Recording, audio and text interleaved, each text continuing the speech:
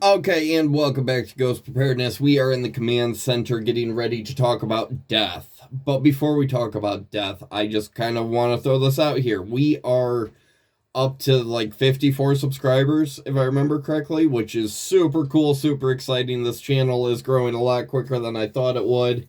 But yes, I run a second channel. It's Kurt Klein. It's got a picture of my face. A lot of stuff going on that channel. So if you want to check that out and kind of help support that channel as well, please feel free to do so. If not, perfectly fine, perfectly understandable. But yes, let's talk death. Very happy subject. Like, yes, let's talk about death. Like, that's super exciting and happy and cheerful and but yes, at some point, one point or another, your group, your community, your tribe, your whatever is going to come across death. Losing a group member, losing a family member, losing somebody who has become close to you, has, become a part of your group, a part of your family, whatever.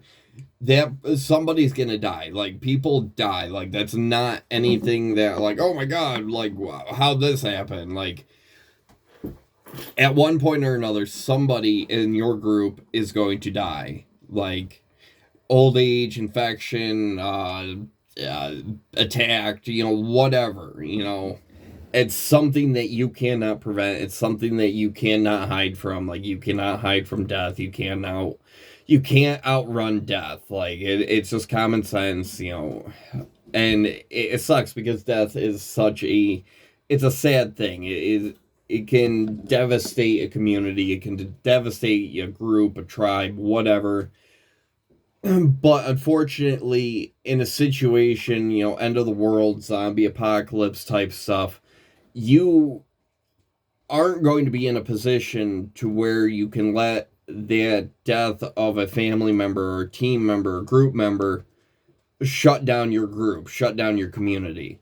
Like, right now, if somebody were to die, it's perfectly okay. It's perfectly acceptable to sit there and take time to mourn that person, to, bury that person, to, take a couple weeks off of work because, you're sad, you're upset, Right now, as we sit now, that's perfectly fine. That's perfectly acceptable.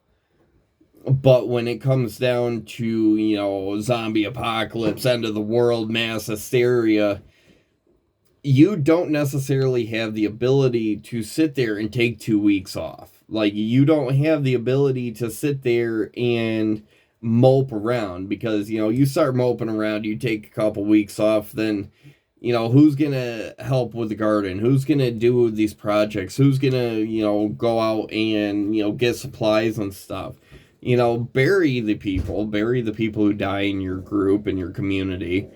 But at the end of the day, but yeah, I completely forgot where I left off.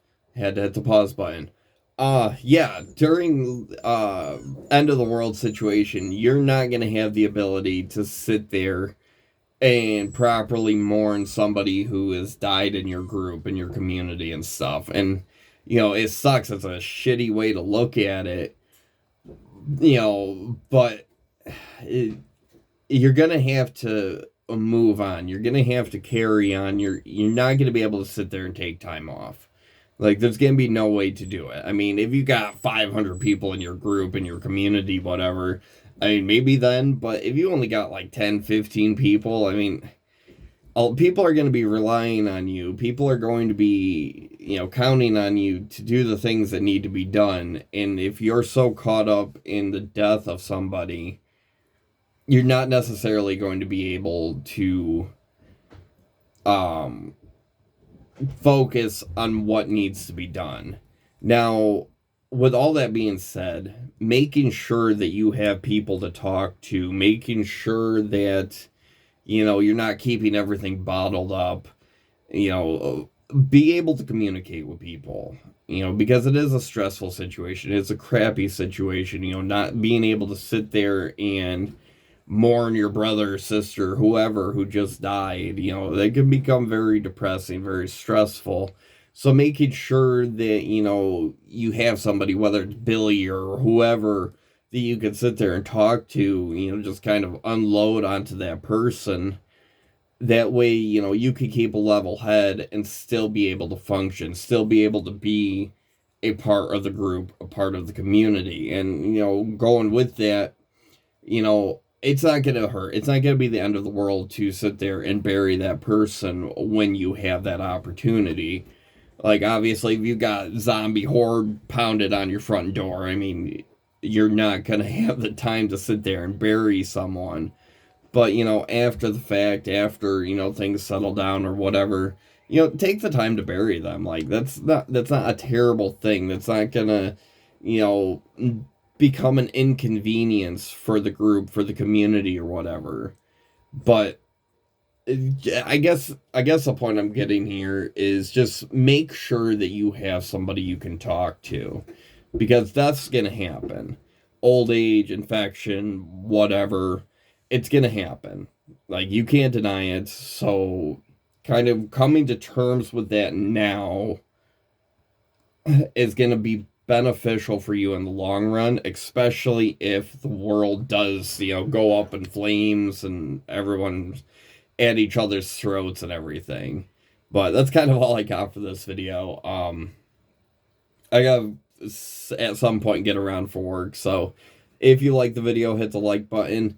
If not, hit the dislike button, comment, subscribe, so on and so forth. Feel free to check out the second channel. But yeah, other than that, I hope everybody has a wonderful day.